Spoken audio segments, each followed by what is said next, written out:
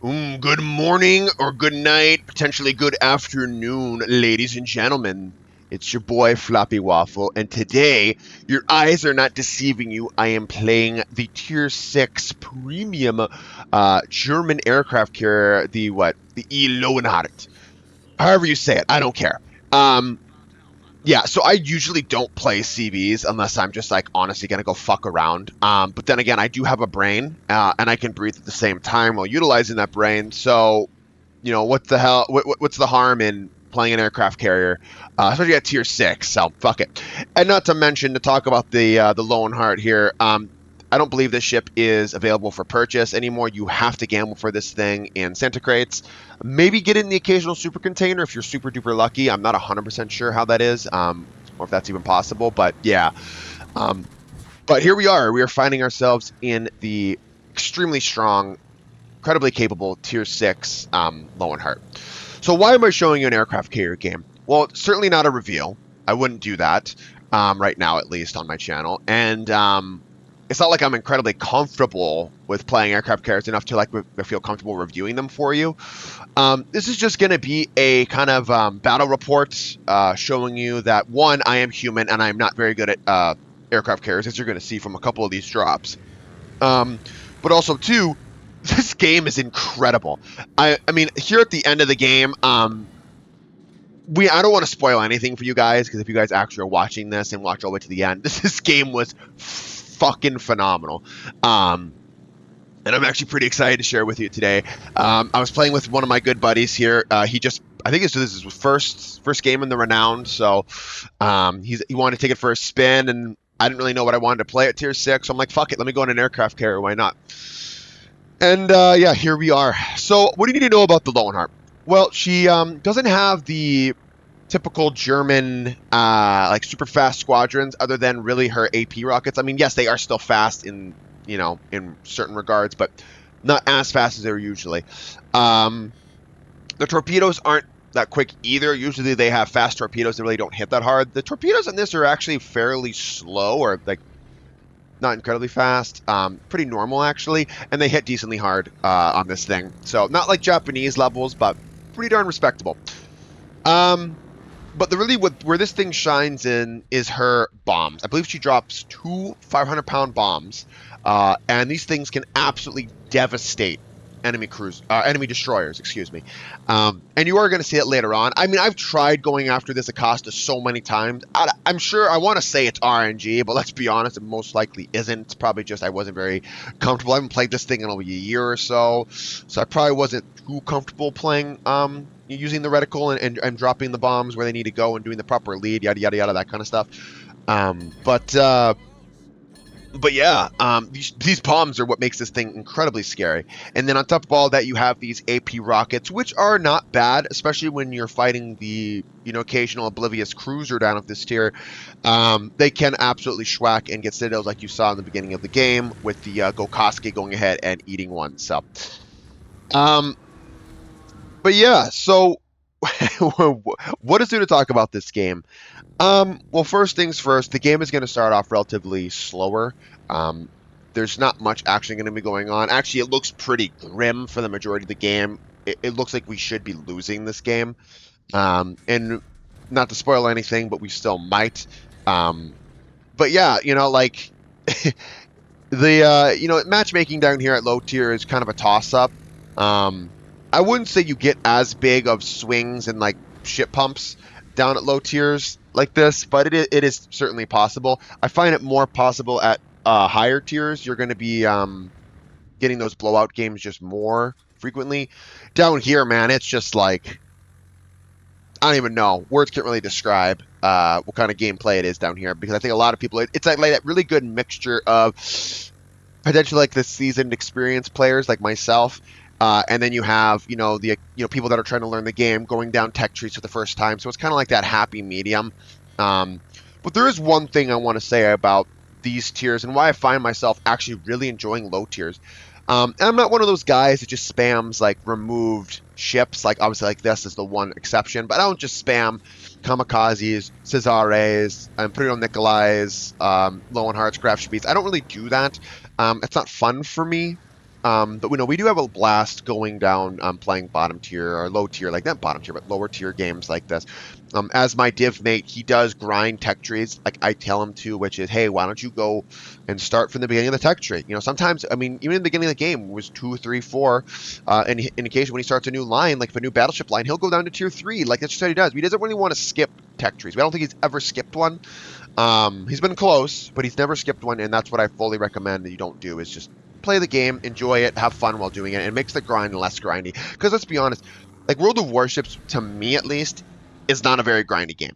Back in the day when I played World of Tanks and when I played World of Warplanes, those two games were way more grindy than World of Warships is. So in the grand scheme of things, they're very considerate and generous with the amount of XP you need to grind, and boosters you can throw on your ship in order to expedite that process for you guys. So again, what are we in? About 7 minutes into battle. Again, pretty mediocre start. I mean, 20,000 damage and only 5,000 spotting. I mean, this is gross. Like, this is a horrendous game. You're probably like, why the fuck am I watching this game?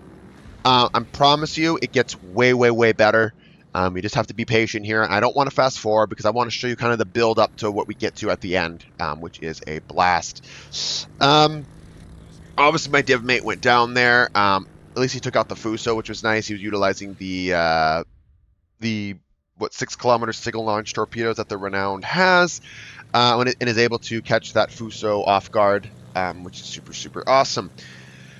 But again, what I'm trying to do here is I know that, hey, if I can cause a flood on this New Mexico, because he just damage controlled one of my fires that I had with my bomb hits, he can be flooding and potentially incapacitate his engine too, and it's going to slow him down even more to allow my Mackinson to really do more reliable, consistent damage to him. Again, I'm bringing the bombers back. I see their Costa spring up. I need to eliminate this guy, so we're going to try to drop him for, like, what, the 9th time now this game? And man, I'm telling you, I am just not having good luck with this. I keep missing the son of a bitch every time, and it's fucking driving me insane. But, whatever. If you first don't succeed, try again, because my endless planes and my regeneration are awesome, so. And again, I don't want to talk too much about aircraft carriers, balance, whatnot. Again, I'm not trying to do any reviews lately because we have that carrier rework that's proposed, like, on the horizon. So, if I publish 4, 5, 6, 7 aircraft carrier reviews and then they turn out to be null and void because the gameplay is completely different, like, that's just a waste on my channel, and I'd rather use my resources for other things. Plus, I believe the vast majority of players, maybe they'll dabble in CVs, but they really don't play CVs that much and care that much. I think the main thing that attracted us to this game is either history or the surface ship artillery gameplay, like battleships and whatnot. So, but yeah, the gameplay is starting to get a little bit higher, as we only have 3 ships to, like, they're 7, I believe. And not to mention, they do have an enemy carrier in the game as well, who is still alive and kicking, so that's going to give them a big advantage too. The less and less ships you have, the spotting ships that rely on concealment aren't going to be able to fall off, and that constant damage ticking over time, plus the constant cross drops and fires, are going to be annoying as hell.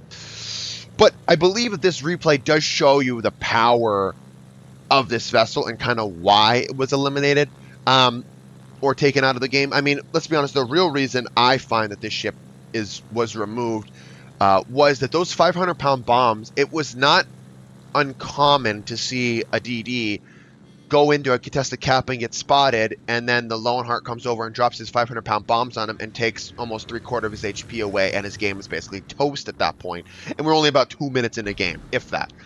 But, like, these bombs, when they hit, they do colossal amounts of damage, and that's, I think, why Wargaming kind of pulled the trigger on them and basically took them out. So, but yeah, there we go. We finally, I think, after 12 times of trying to drop that guy, we finally get him. For fuck's sakes, it only took all game.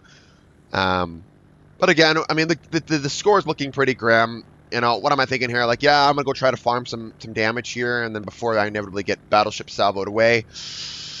But yeah, no, this is when it starts picking up. This is when the game starts picking up. Again, they have C. We haven't even captured A yet. We've been here all game, and B is starting to get flipped as well from either the Hobart or the S1. So Again, the New Mexico decides to sit flat broadside in reverse on our Issei, and I'm licking my chops going, yes, please. So I'm going to go drop this guy. Um, Again, with the drop, I'm trying to determine whether or not he was trying to go forward or not, too. It kind of was a little bit misleading the closer you get. And also, if you try to land one torpedo on either the nose or the ass, you have a higher chance of causing a flood just because his torpedo belt and reduction isn't there. So I don't have to worry about that. And it's not a factor. So just a little tip there for you guys. I'm sure you guys know that already, though. Um, so, but yeah, we're going to try to get our aircraft carrier going towards the A cap. Obviously, with the Renown coming in through the back end near our spawn, um, I realize that I probably should be going after him because he is my biggest threat, not to mention the Mackinton's biggest threat as well. And he's our last, battleship alive, which is always going to be nice to take him out because that's the big gun potential, the big alpha strike. And eliminate him is going to be huge. So, obviously, finally, RNG finally aligns. We land both our bombs on that guy. No fire, though. That would have been nice. If I would have gotten a double fire at that point would have been great. But yeah, we're still going to go ahead and strike this guy while actively maneuvering my vessel to try to put it in a spot where he's potentially going to, have a harder chance at shooting. Shooting flat tops is always hard in this game because it's obviously there's no superstructure. Sometimes the smokestacks are on the side of the aircraft carrier, and it's kind of hard to determine where exactly the correct aiming above or below. I usually try to aim like a little bit diagonal or above the flight deck, as that's kind of the direction of the hull, and utilizing the mini map to kind of see the direction that the aircraft carrier is sailing kind of allows me to kind of pinpoint my spot a little bit more. And also, aircraft carriers are a lot faster than they look most of the time, except for like low tiers. And we all know that like the Pobeda tier 8 for the Russians or Soviets, that thing hums. And usually leading the thing by 15 or 14 clicks is not uncommon. All right, 1-on-4 here. I know death is 100% going to be coming for me. So I'm gonna say if I can just kill this Renowned real quick, take him out of the game, and then obviously unclench my asshole and kind of just accept the fate here. Um, and we're actually lucky enough to land both torpedoes on that guy, and we take him out. But yeah, so now it is a 1 versus 3. And with the S1's last on location, and I believe he starts flipping the A cap, I do realize that the submarine is a big threat to me. So, and with his, well, with the Soviets, right, they have the I guess periscope and surface level torpedoes, which are just like normal torpedoes, are a big threat. So I need to make sure I alter my course because I do find the homing torpedoes to be incredibly ass on the S1. And I know that if he's competent to some degree, he's not going to be using the homing torpedoes because my automatic ASW will automatically drop on his ping indicator. And he's on the surface, just like I predicted. So I'm going to try to close the distance here and get my ASW in range, as we see right there, which I believe you have like an 80 or 90% accuracy, if that, on your aircraft carrier's automatic ASW, which I find is kind of shit. I kind of wish in the future they release an aircraft carrier that maybe you can manually control your ASW planes. That'd be really cool, rather than just rely on an automatic feature, which again is kind of more of a handicap, and I don't really like that. I think that was a bad decision by Wargaming, but whatever. I'm not developing the game, so yeah. So look at that. We eliminate 2 ships, and we're taking constant attacks from the enemy aircraft carrier, which is great. Always a fun time. Okay, but he's pinging. So we know where he's at. We're going to manually control our aircraft carrier at this point to see if we can dodge as best we can. Also, with the torpedoes as close to the yard, that's definitely not going to travel 3 kilometers, so his damage is going to be reduced drastically. He already has a smudge on the water, so I know that my ASW is going to drop right where his smudge is. And yeah, and sure enough, we get another flood, and we kill him for the Kraken, which is unreal. 1v1 here against the Loewenhardt, which is nuts. My heart's beating out of my fucking chest at this point. And oh my god, all the Rujulio had to do is 2 things, guys. Be away from me and not fly his planes into my fighters. And he did both these things, which is incredible. I haven't seen that for a while. But again, it is low tier, so you're kind of expecting as much. But yeah, constantly doing anything. I have conserved a lot of fighters. So I'm being able to drop my fighters off to kind of counteract his squadrons to some degree, maybe loosen or reduce his drop potential while also hurting his plane reserves, which is awesome as you're getting into the mix here. There's a good example of the bombs, not only penning him, right, with the 2 penetrations, breaking his engine, but also doing the pull pen damage, doing about 8,000 damage, which is just fucking crazy. Um, and I also realized, well, the Rohulio I considered out the aircraft carrier, so why not knock the AP rockets here and see what I can do.